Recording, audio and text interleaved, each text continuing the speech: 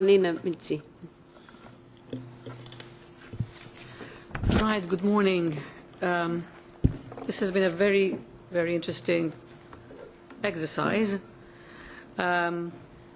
where I have approached it with a very, and I will continue to approach it with a very, very open mind, because on close scrutiny and study of this proposal, there are pros and cons which have to be considered, and if we have to be objective and if we have to be fair and ensure that we're going to contribute to the growth, to the economic growth, we have to approach this with an open mind, and that is what I did, and that is what I will continue doing.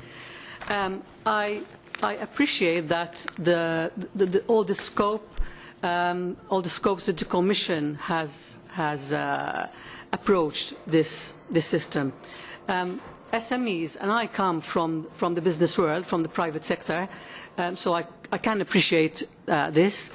SMEs many times find it extremely difficult to expand, and sometimes they want to expand cross-border.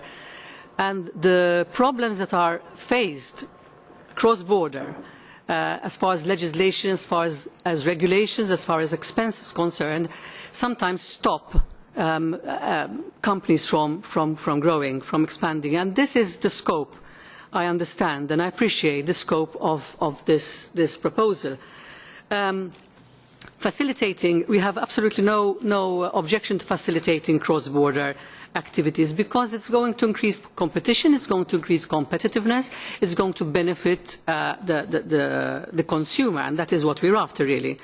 And we have to also appreciate that the potential of the single market is still untapped.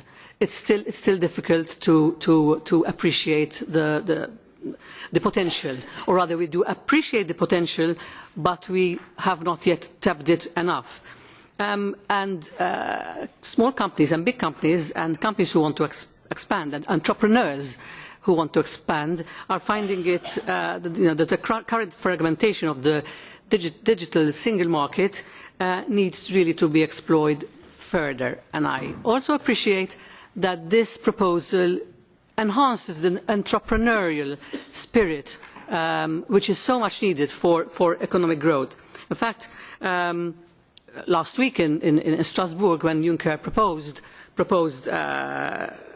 the move forward, the digital innovation was one of the pillars of growth of the economy. So that is, by the by, the background of how I approach this report. However, I'm not really convinced that this proposal, as is the solution for what I've just mentioned now.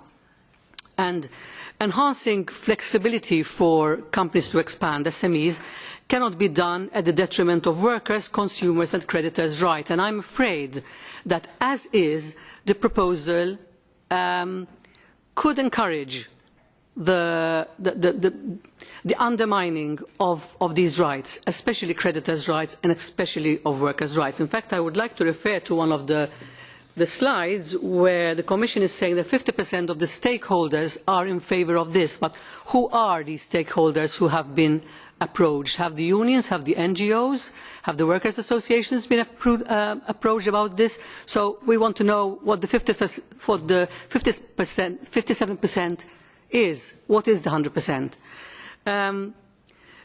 So this proposal as is, and I am emphasising as is, because I believe that maybe we can build on the really bona fide approach of this, will encourage fiscal evasion, will encourage workers, will undermine workers' rights, will undermine corporate governance as such. Already, the argument can be we don't need this for this to happen. But then why are we increasing the possibility? Why are we providing new mechanisms for this possibility? We should be looking into curbing these problems and not providing a new mechanism for fiscal evasion. for large companies to find ways and means of how to evade and pay less tax and find and go seeking new regimes of how to operate in a more comfortable way. We have to understand that this proposal is not limited to SMEs. We keep talking about SMEs, but this proposal is not limited to SMEs. This proposal is available to all the multinationals. And I don't think multinationals need this legislation to find out how to operate in the best of their abilities and their interests. And I'm not saying they're doing something wrong. I'm saying that there is enough mechanisms in place where the PLCs and the multinationals can utilise cross-border legislation. There is not really quite evidence that creating an SUP will increase cross-border business. A business person who wishes to expand cross-border, yes, there are regulations and there are expenses, but it will not stop the real serious business people who want to expand. So there is not really an evidence of a link that an SUP will necessarily increase business activities. The Commission is also saying that there will be a saving of 230 to 650 million per year on expenses. There has not been real evidence of this. I mean, it's good if that happens, but there is no real evidence of this. Another controversial aspect of this is this distinction between the company's registered office and its administrative headquarters. Again, this can give rise to abuse. Now, I am also aware that even the present legislation, and I think all legislations, can be used or abused. So I'm not saying that this is a deal breaker at all. Another controversial aspect of this is the minimum capital of €1. Now, one of the slides have shown that a lot of the member states have already a minimum capital of €1. However, when we are introducing a new mechanism, and I have tapped the minds of a few persons who are involved in company registrations, solicitors and notaries, perhaps what jars most is the €1 capital.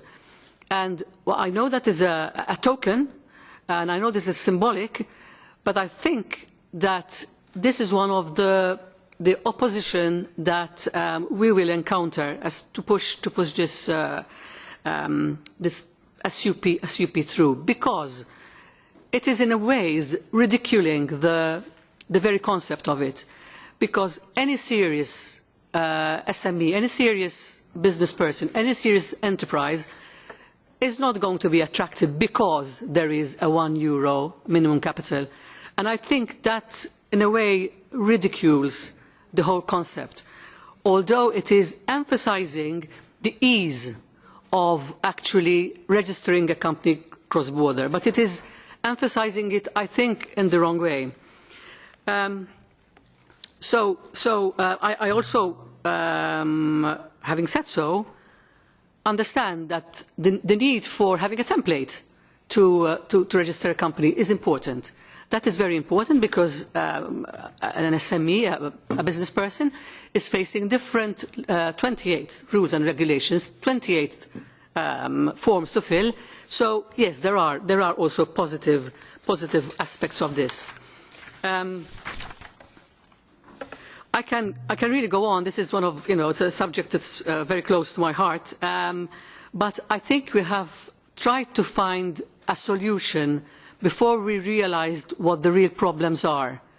So I think we should take a step backwards and really find out what is keeping the growth of business, what is keeping the entrepreneurial spirit, which is so much lacking in the European Union, as has been declared, as opposed to Asian entrepreneurial spirit as opposed to American entrepreneurial spirit? What is really keeping it back? Will the creation of an SUP actually be the solution, or are we giving persons who would like to abuse of a system another tool to do that?